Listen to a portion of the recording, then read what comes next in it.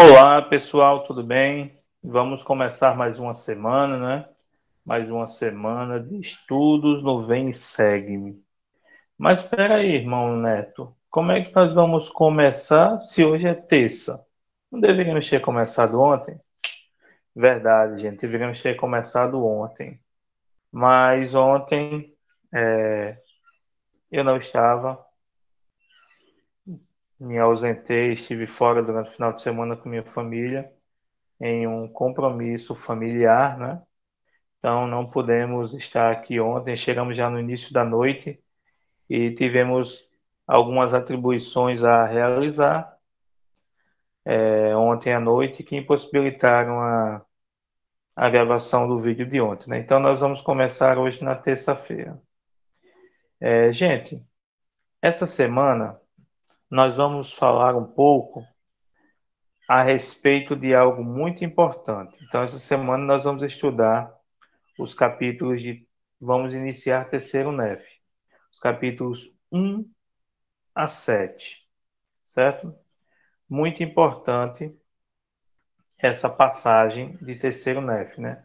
Porque, para quem não lembra, em terceiro NEF que vamos ter a ministração pessoal do Salvador Jesus Cristo aos nefitas e aos lamanitas que aqui estavam, né? Vamos ver, né? Vamos vivenciar o relato do cumprimento das profecias feitas por Samuel, tanto dos sinais quanto ao nascimento do Messias, como também os sinais quanto à sua morte.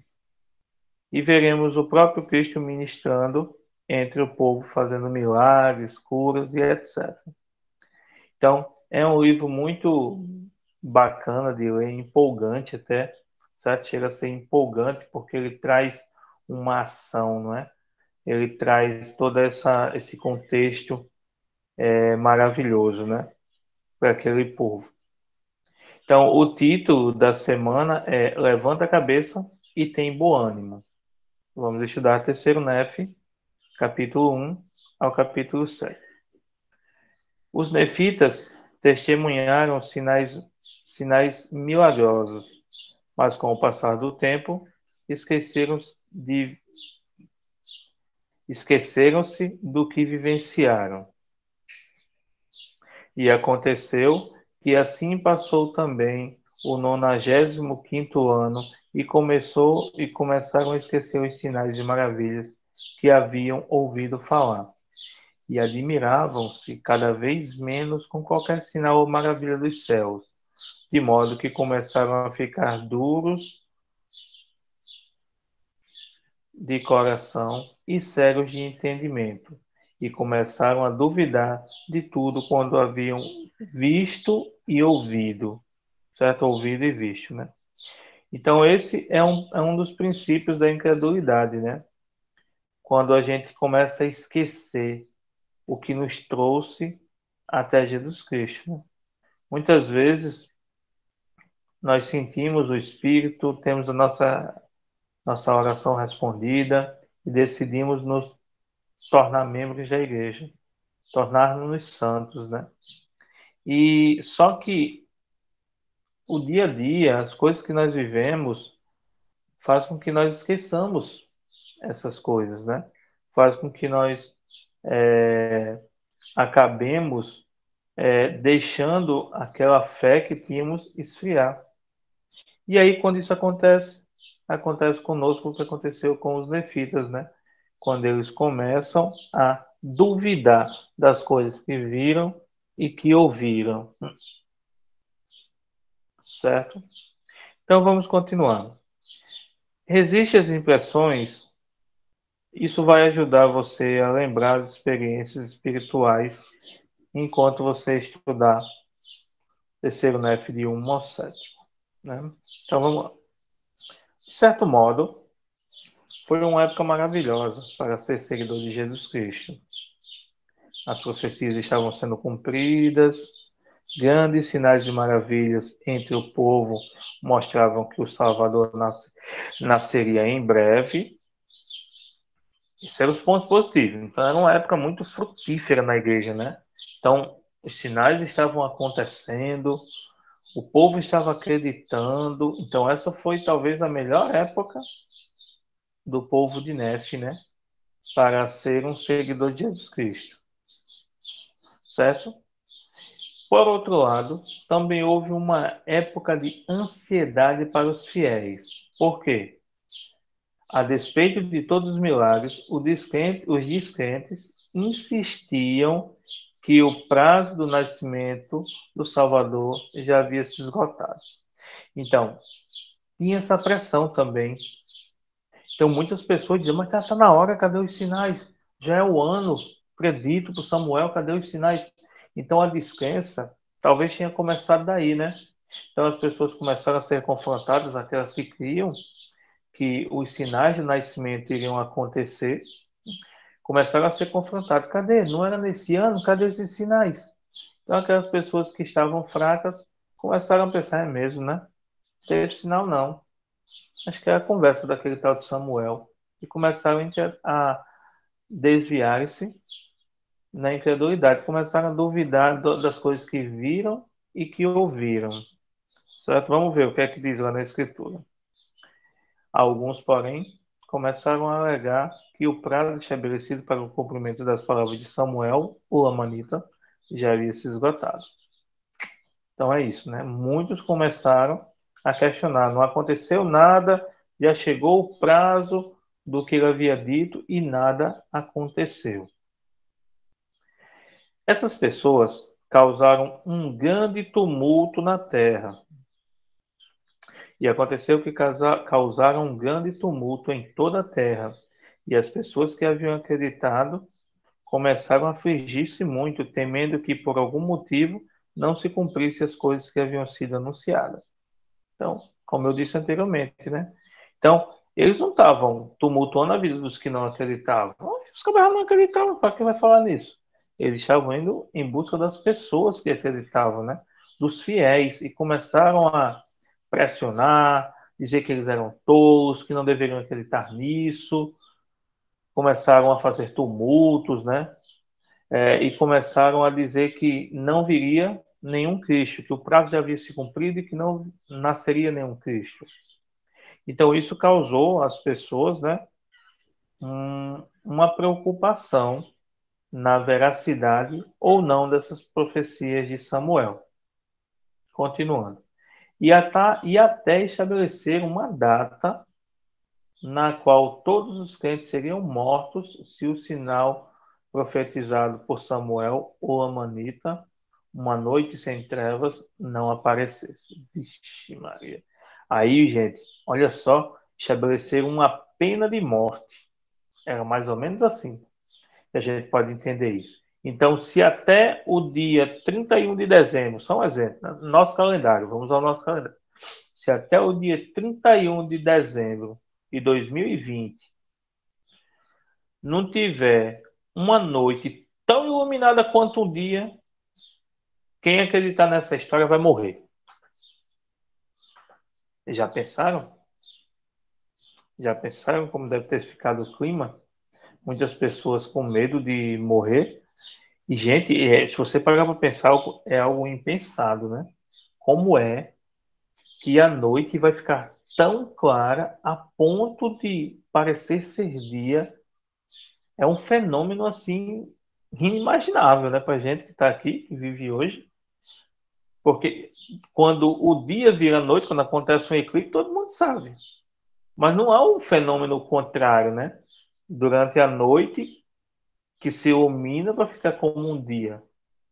Não existe nenhum fenômeno astronômico, meteorológico que faça com que o dia fique noite. Ah, mas tem aquele fenômeno do sol da madrugada lá no extremo norte e no extremo sul. Não, mas ali é diferente. Ali, por conta da localização, o sol e o movimento de rotação da Terra faz com que o sol, em um determinado período do ano, ele não saia do horizonte e pareça que ele não se põe, mas acontece. Mas fora esse fenômeno do sol da meia-noite, eu nunca ouvi falar de um dia seguido de outro dia, seguido de outro dia sem uma noite no meio. Tem até um ditado, né? Nada como um dia depois do outro, com uma noite bem dormida no meio. No caso, o que o Samuel preveu é que não haveria noite, certo? Era um dia, uma noite sem trevas, ou melhor, iluminada, como se fosse um dia, seguido de outro dia. E eles ainda iriam perceber que se tratava de um novo dia, porque eles iriam ver o pôr do sol e o nascer do sol. Então isso aí já descarta já a questão do sol da meia-noite, que o sol fica no céu o tempo todo, certo? Ele só muda de posição, mas ele continua no céu. Então, se me dissessem isso hoje, se eu não fosse, se eu não conhecesse a história do Luiz de Morro, eu ia dizer que isso é besteira também, provavelmente, que isso não iria acontecer, que não tem condições. Então, muitas pessoas foram levadas a duvidar por conta desse raciocínio, talvez, do medo de morrer, de nunca ter visto algo desse tipo e imaginar ser impossível tal coisa acontecer. Então, muitas pessoas questionaram, duvidaram, estremeceram sua fé. Aí continua. Nessas circunstâncias difíceis, o profeta Nefe declarou. Então, as circunstâncias para os fiéis naquele momento eram muito difíceis. Por quê? Gente, se o sinal não acontecesse, Nefe seria morto, todos os outros profetas, Leí, o irmão de Nefe, seria morto, e todos os outros que acreditassem nas profecias de Samuel seriam mortos, gente. Olha só que coisa. Estão falando talvez do extermínio de metade da população, um terço da população. Era algo assim impensável. Mas veja bem o que é que Nefe disse. Nefe, o profeta, clamou fervorosamente ao seu Deus em favor do seu povo. E aconteceu que saiu, prostrou-se e clamou fervorosamente a seu Deus em favor do seu povo. Sim, daqueles que estavam prestes a ser destruídos em virtude de sua fé nas tradições de seus pais. Certo? Então aí, o que é que o profeta faz? Ele intercede não pelo seu bem-estar, mas pelo bem-estar do povo. Sabe por quê, gente? Porque o profeta sabe que é verdade, ele não crê. O profeta tem uma certeza. Essa certeza ele pode ser obtida por meio do Espírito ou pode ser obtida por meio de uma revelação direta do próprio Deus, do próprio Senhor. Então o profeta ele não clamou para se acalmar, ele clamou para em favor do povo, para que o povo pudesse manter a fé, que o povo pudesse manter a calma, que o povo pudesse se tranquilizar, que o povo pudesse, como diz o título da aula, ter bom ânimo, né? Levanta a cabeça e tem de bom ânimo. Então, o clamor de Nefe foi nesse sentido, para que o povo não esmorecesse na fé e não abandonasse a fé pelo medo, certo? Vamos ver o que é que o Senhor fez. A resposta do Senhor é inspiradora para qualquer pessoa que enfrenta perseguição ou dúvida e precisa saber que a luz vai dissipar a escuridão. O Senhor disse: levanta a cabeça e tem bom ânimo. Eu cumprirei tudo aquilo que fiz com que fosse dito pela boca dos meus santos profetas.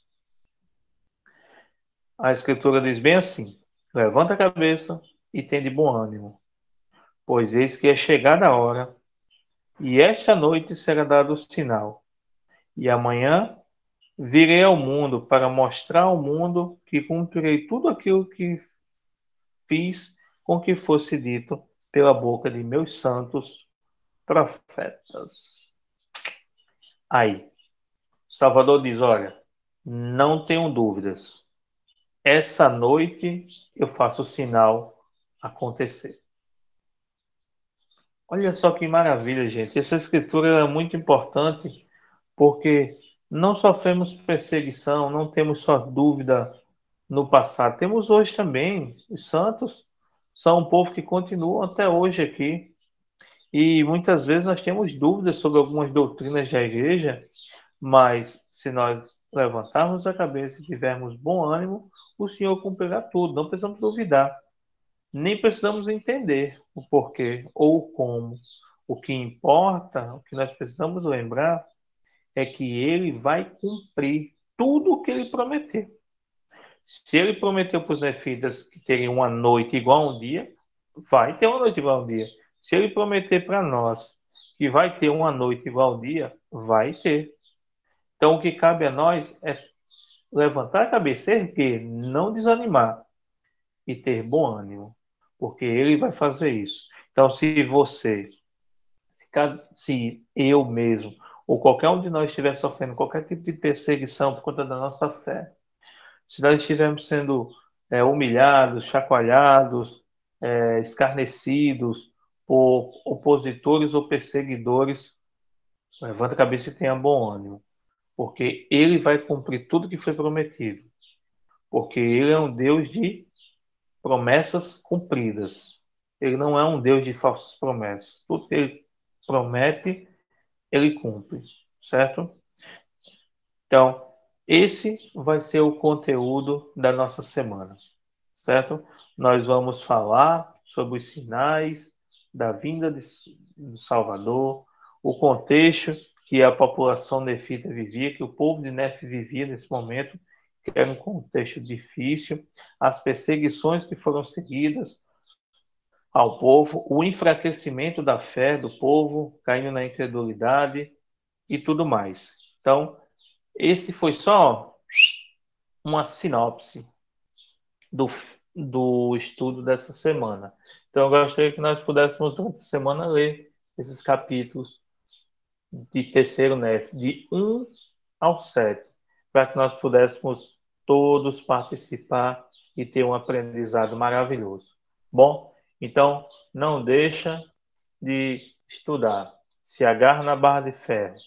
Se agarra forte com as duas mãos, porque o que vem por aí, irmãos e irmãs, não vai ser mole não, viu? Vai ser duro, vai ser complicado, viu? E eu encerro esse vídeo em nome de Jesus Cristo. Amém.